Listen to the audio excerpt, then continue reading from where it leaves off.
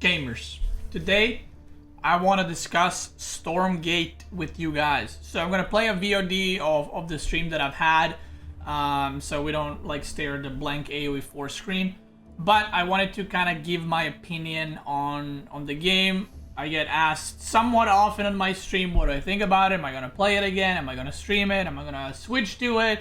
And I feel like the whole are you going to switch to it question gets asked pretty often. So I feel like it's kind of good to, answer that every once in a while.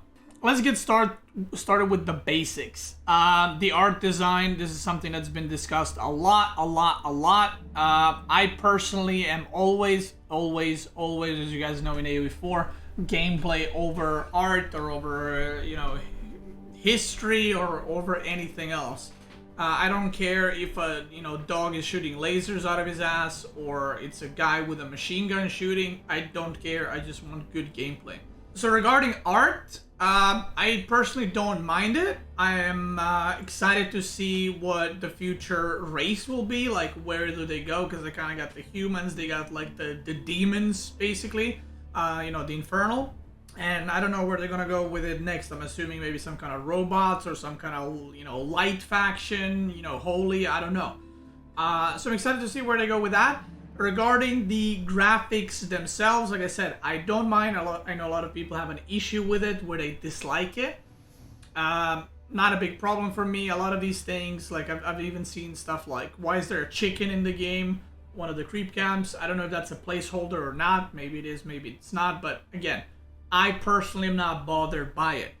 Now, regarding the visual stuff, regarding the readability of the units, I do think it needs work, and I do think it needs fixing.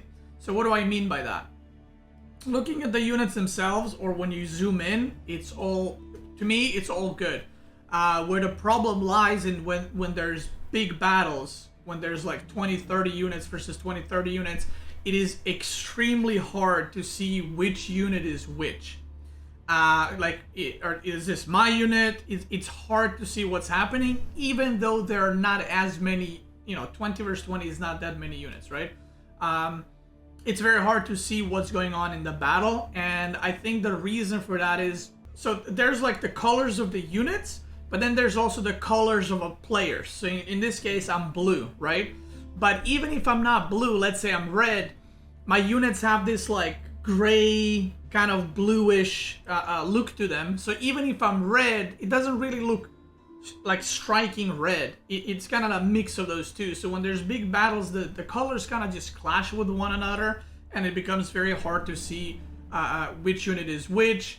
The units also kind of just blend into each other, not only not being able to see which units are mine, which units are his, but also my own units blend with my other units. So for example, right here, I'm gonna pause.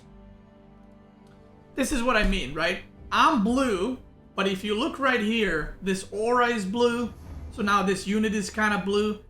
His color is red, but there's very little red. You see the legs, they're kind of bluish, dark blue. So when these units clash, the colors are not clear enough, and that needs fixing. Same thing with the brutes that you see right here. Yes, there's some red. Yes, they're gray, but gray and blue, which again, my blue for my units is not that strong, so they kind of just blend in. And that needs immediate fixing, because I think something that, for me at least, in StarCraft 2 specifically, or in Warcraft, it is very obvious which unit is which. Like, even if you're in massive battles, you can clearly see this is a Marine, this is a, Grunt, this is a Ghoul, this is a Zealot, or whatever. And I know some people have had these kind of issues in AoE4. I don't know if I'm used to it, but in AoE4 I also have no issues recognizing which unit is which. So this is one thing that is very massive that needs to be addressed. Whether they change the colors of the units themselves or make the team colors, aka player 1 and player 2 colors, stronger, I don't know, but something needs to be done there. Next thing I'll discuss is co-op, to kind of go over it. I'll be honest, I haven't played too much co-op. I've played maybe 3 or 4 games total. I don't think co-op is finished, and co-op will be most likely having a lot of different maps, a lot of different objectives. And the way it is right now, I think it has a lot of potential to be built on in the future. So the guys that did co-op in StarCraft 2 are the guys that are doing co-op in Stormgate. So because of that, I think it's probably going to be really good, because co-op in StarCraft 2, if you haven't played it, is very, very good. It has a lot of replayability potential, which is great. And I think a co-op being so popular and played in StarCraft 2 means that they kind of need to hit the nail on the head as far as co-op goes, in order to get the more casual players, or for the players to get their friends into the game by playing co-op together. So right now, you know, I think there's like 2 heroes, and whenever you play co-op in Stormgate, the factions, like when you pick a Vanguard hero or an Infernal hero, they don't have the exact same units. They have like different units and stuff like that. Again, similar to StarCraft 2, where the commanders, even though it's a Terran commander, it doesn't have the same units and it doesn't work the same way. The first time I played co-op, which was the last time we could play it, was really easy. The second time now when I played it, they made it a lot harder, which is something I like. And I hope that the hardest difficulty, whatever that is, let's say it's brutal difficulty, I hope it's actually really, really hard. Like, I don't want brutal difficulty to be like, you know, units do 10% more damage, and that's it. Like, I want the AI to be better. I would like to, you know, see it actually being challenging, like something that people need to work towards to win, and not just have like oh, my commander is, or my hero is this level, I just auto win because, you know, I press a spell and it killed everything, right? That being said, the maps, in my opinion, still need a lot of work. The catapult map is very snowbally, and in my opinion, very bad competitively. I don't know the map names, so you'll have to excuse me regarding that one.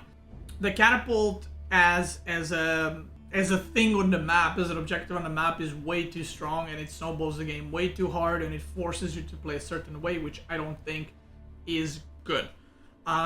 Some of the other maps, you know, like this one, it's all right. I think the gameplay in the game itself and the balance of the game can be changed and can be affected quite a lot by the maps and where the creep camps are and stuff like that. So that's something they could do in the future. Instead of like buffing or nerfing the races, they could just make a map that's, let's say Vanguard has the lowest win rate, they can just make maps or creep camps more favorable for Vanguard, and without messing up with unit stats, they can kind of buff the they can kind of, you know, help the race. So regarding gameplay itself, it is I would say a pretty fast game, and is a extremely tempo-based game, meaning that, and this is something I really dislike, and it's probably a thing I dislike the most about Stormgate. Right now we have 2 races, and both of the races have snowballing mechanics. And what I mean by that is the ranks of the units that Vanguard has. So I can't remember the exact numbers, but I think a unit gets like 40 health, 10% damage per rank, and you can play 3, you can get 3 different ranks. Now, why is this snowballing? Well, if your units die, obviously the unit's dead and it loses the rank. But if you win the battle, your units actually rank up, thus you're doing more damage on the next battle. So not only you won the battle, but now your units are also doing more damage in the next battle, and assuming you'll have more units than your opponent. In my opinion, these kinds of snowbally things can be potentially a problem in the future. But it's not like you're ranking up your units super fast, and to be fair, if you win a battle, you know, you're most likely in RTS games going to win in the future with the next push because of the advantage you have gained. I'm just saying, you already have an advantage by winning the battle, and now you have an advantage by also getting units ranked up. Now, for Infernals, I would say it's a lot bigger problem because of the Fiends, and I really heavily dislike the mechanic. So, for those that don't know, Gaunt, I think they're called Gaunts? They are basically the second unit that you can produce as Infernal. You have the Brutes, which are the big guys, and you have the ranged unit, which are Gaunts. And basically, whenever they attack, their attack bounces off of units, and they put a disease where if you kill a unit, the unit spawns a free unit.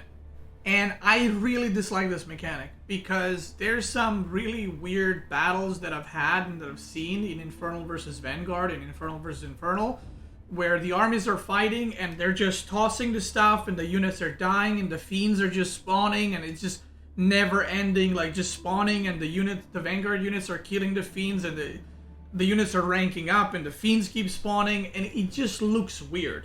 And it adds to this problem of snowball effect, where it's like, if you win the fight, again, you don't just win the fight, now you're also spawning more units.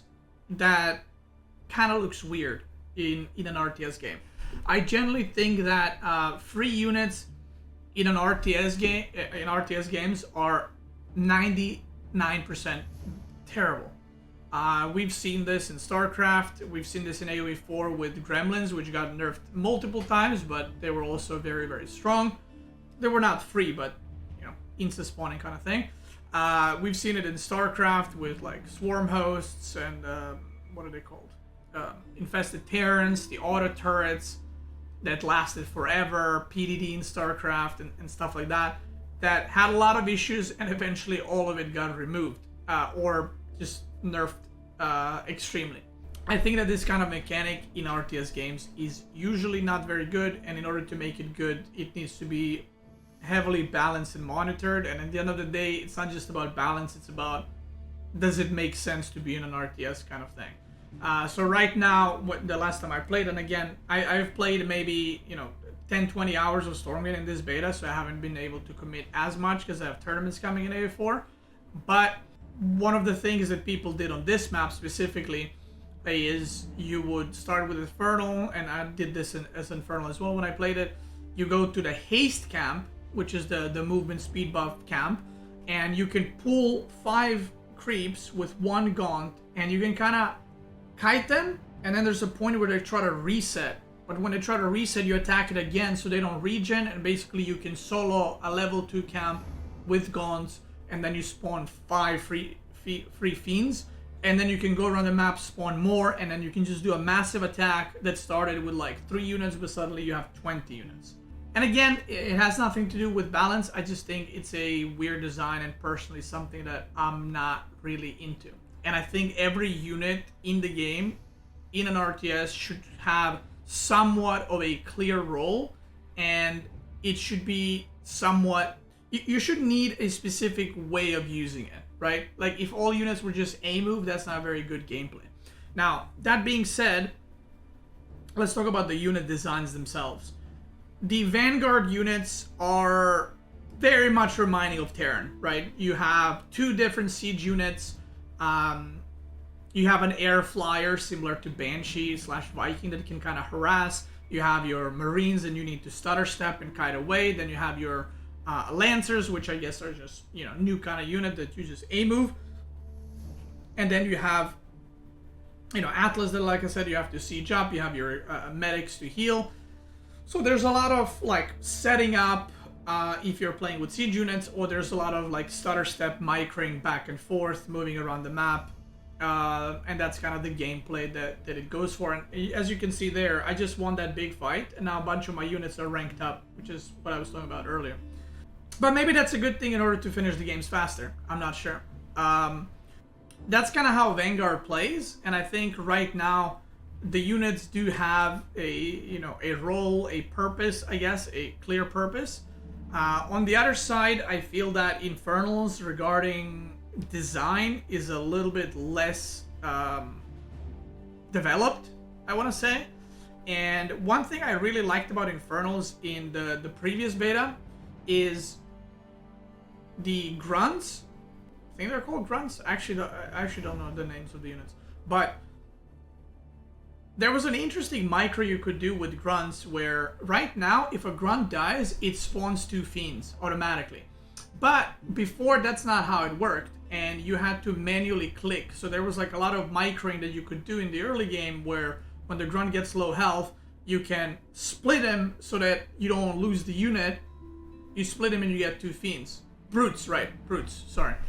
And I thought that was really cool. And the not this open beta, but the previous time, that was probably my favorite unit design, because I was like, oh, that's really cool. Even in massive battles or in small battles, you can kind of fight with brutes, and when they get low health, you press the hotkey, they split up, and you get a little bit more value out of them.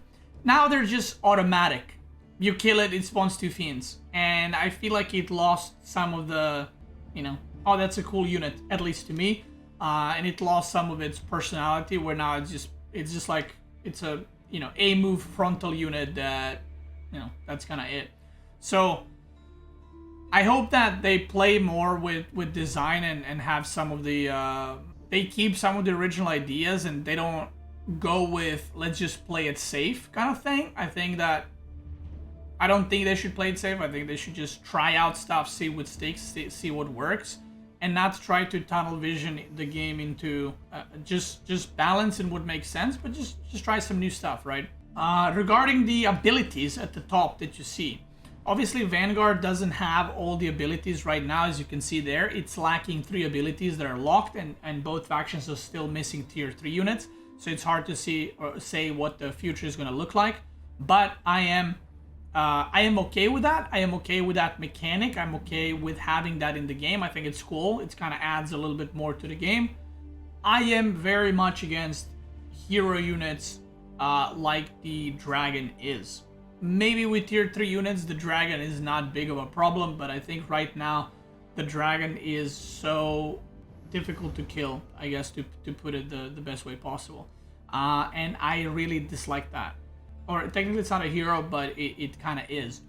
Regarding balance itself, I mean, I didn't play enough to comment on that. A lot of players are considering Infernals right now to be stronger, but I'm sure, again, that's going to be balanced and changed, so who knows? We're way off, like, the final release and what's going to happen and which, faction or race is going to be the best, so I wouldn't bother too much on that. I think people should more so focus on the design of the game and how the game is playing out right now, rather than this unit is OP or this unit is too weak or, whatever else. And right now, again, design-wise, I think that Vanguard has been given a lot more spellcasters. It's given siege units, and Infernal is kind of, I feel like, behind on development in terms of uniqueness of their units, right? And I don't know if that's the plan. Maybe Vanguard will just be like a heavy spellcaster, a mana user, siege up kind of race, where Infernal will be easier to play. I don't know. But one of the things to look out for in RTS games, and all the RTS games that I've played had this, there is a balance in the game, where balance meaning how strong is a race. So if both players are equally skilled, obviously that's never the case, but let's say that both players are equally skilled, which race wins? And I think the balance of the game can be played with, can be sorted, and so on and so forth. But there's another thing that I feel like gets overlooked quite often in RTS games since forever, and that is the difficulty of playing one race. There can be a chance that race A is stronger, a lot stronger, like if played perfectly it's a lot stronger, but then the second race is just so much easier to play. Even though it's worse, it can overcome the first one.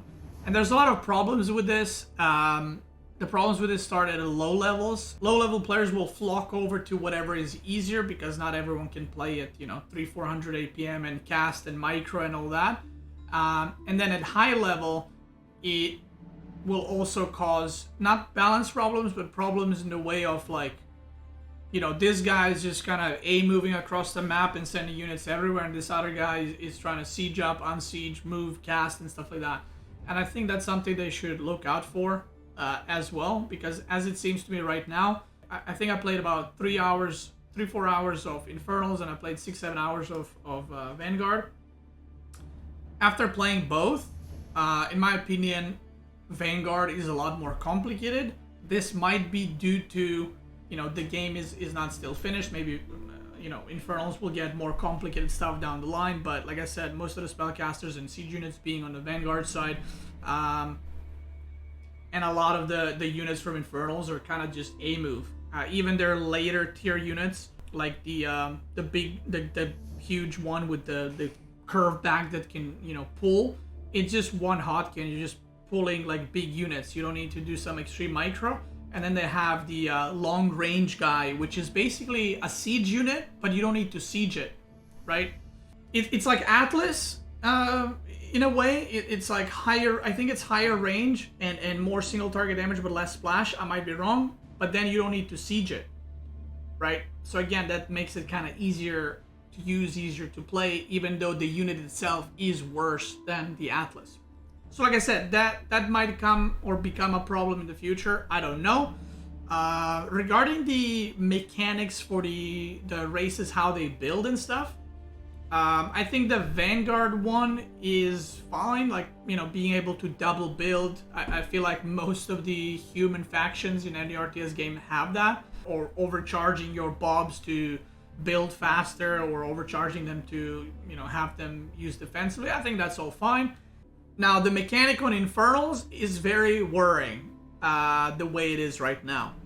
And what I mean by that is the instant production mechanic. And I think for now, I'm not talking for casual, I'm talking for just game in general. For competitive RTS, that is a problem, and it will be a problem. And again, this comes down to difficulty of playing, where with Vanguard, you need to consistently produce units. And if you don't, you lose out on a production cycle, right? So if you're making a Lancer right now and you don't queue up a second one immediately and queue it up 15 seconds later, those 15 seconds are gone. Your Lancer is 15 seconds late. But with Infernals, that problem is kind of just gone.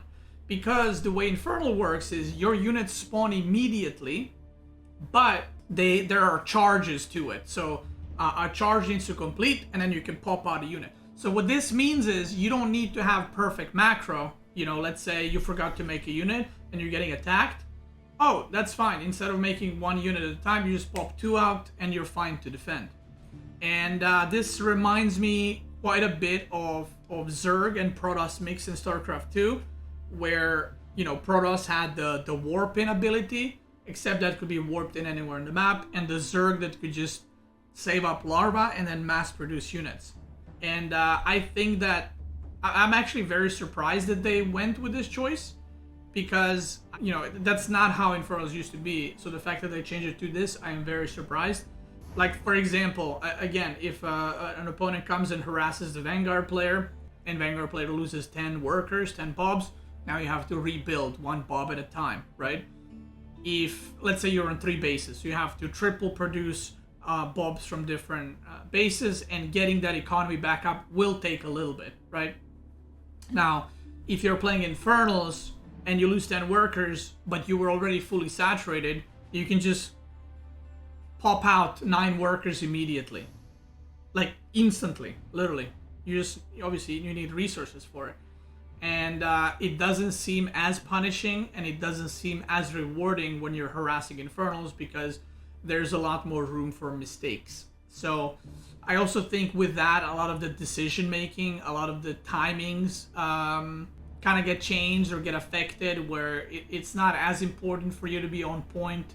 It's more so long term, like how much greed can you get away with, and then just spew out a bunch of units, which, again, if that's a design they want to go for, that's fine. I just personally think that it kind of contradicts a little bit what RTS games are about. I do like the white health, the shields, whatever you want to call it, that they have. I think it's cool for different factions, races to have different, unique things going for them. So I think that's all great. Again, tier 3 units are still not in, so it's hard to say what that's going to look like. There's a lot of discussion about walling, which is something I'll touch upon as well.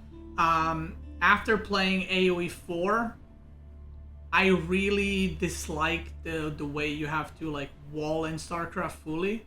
I really dislike the thing that you have to do again as Protoss in StarCraft 2, where you have to put like an adept in a wall or a zealot in a wall. I don't think it's engaging, and I don't think it's fun gameplay to have to do that. So for those that don't know, maybe in AoE 4, you still have to position your units, and you can kind of use blockers or buildings to help change the unit direction or something like that, but it's more so important to have units properly in a position rather than kind of doing full walling with buildings early on just so that the dogs wouldn't like go in and kill all your workers and stuff like that. Now, I don't know what the solution for that is, but I think it's also very rough for casual players, and I know this was the case in StarCraft 2, where whenever a new map comes out, there would be like guides how to wall off on the new maps. And a lot of the casual players don't really care about that. You know, like they don't really want to invest time, so then they gotta figure out this thing like, oh, if I put my building here and here, I can fully wall. If I don't, I'm dead. I don't think it adds a lot, but that's just me. So regarding my rank, by the way, I didn't play too many games. I think I ended up, MMR wise at least, top 20 or top 30, and then I dropped a bit, and then I went up a bit. But I definitely have not enough knowledge or experience as some of these other guys, which is why I'm not talking about like a balance too much. I'm just giving my opinion on the design of the units and how it felt to use them and all that. I did like the responsiveness of units. Obviously that's something that is done very well, and I hope they keep doing that. I hope that doesn't go away. In general, once you kind of get into the tempo, it feels like there's a lot of multitasking, there's a lot of action. To me, it feels like the game is very similar speed to StarCraft, but the battles are longer. It starts off in a very similar way to StarCraft, where it's like you're instantly scouting, you're instantly attacking, but the battles take a bit longer. But I feel like the tempo of the game, once you get into it and once you start attacking everywhere on the map, is very much like StarCraft. Some people have compared it to like Warcraft, StarCraft. I think it's way more StarCraft than it is Warcraft. My number one wish for Stormgate is probably to, and this is me coming from Age of Empires 4. I know not everyone will be up for this, but I hope they do as many races as possible. Like if they had 8 races, I'd personally love that. Obviously it's going to be hard to balance, but as many races as possible, and I hope every race is very much unique and doesn't overlap with some some other factions. I think that's completely okay. And I don't think that, maybe they're playing it too safe in a way where it's like both factions right now have like a melee unit and a tanking unit and a big chunky unit and a big siege unit, right? I think it's okay if they just go with, one faction is just like full melee units, right? Or one faction just produces double worker instead of one worker at the time. Just make it very, very out there. That's my wishes personally, and I think the game should be focusing on what's fun and focusing on fun units and fun ways of using the units and fun interactions with other units rather than balance and what makes sense and stuff like that. So full melee sounds impossible to balance. I mean, I just gave an example, but I'm just saying, my point is not every faction needs a siege unit, a heal unit, a melee unit, an auto attack range unit. It can be a bit more diverse than that. Instead of every faction having a siege unit, maybe one faction can have a unit that, instead of long range breaking the enemy lines, it can have an air unit that can drop units really fast on the enemy line, so you break the standstill by doing that. Does that make sense? So it's 2 units that have the same role but they're completely different, rather than every race has the same units. They're just different damage and stats. So that's kind of it. I'm excited to see what they're gonna do in the future. I wanted to play in this tournament. As some of you know, I was pretty busy with some IRL stuff that I had to do. Then I had AoE tournament, and there's another AoE tournament coming up, so I had to practice for that. I had to catch up with my stream content for AoE4. But if the Stormgate tournament was like next month, I would probably be practicing for it and actually trying to do well in it. And I hope that AoE4 boys, I don't actually know who else from AoE4 is playing. I know Vortex and Lucifer are playing, so I hope they do well, and I'll definitely be tuning in. So, but yeah, probably one of my favorite things actually about the game that I forgot to mention is the Vanguard tower turrets.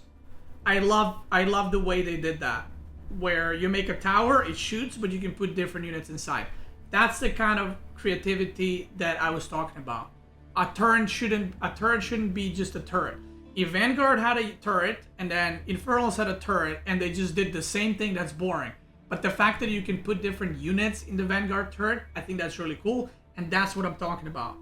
They both have the same role, but they're completely different, the Vanguard and the Infernal one. And I personally love that. That's the kind of stuff that I'm talking about regarding having more creative stuff and more unique stuff into the game. So that's it. If you're watching this on YouTube, I want to thank you so much for watching as I'm getting eaten up by these dogs. Me trying not to go dogs in Vanguard versus Vanguard.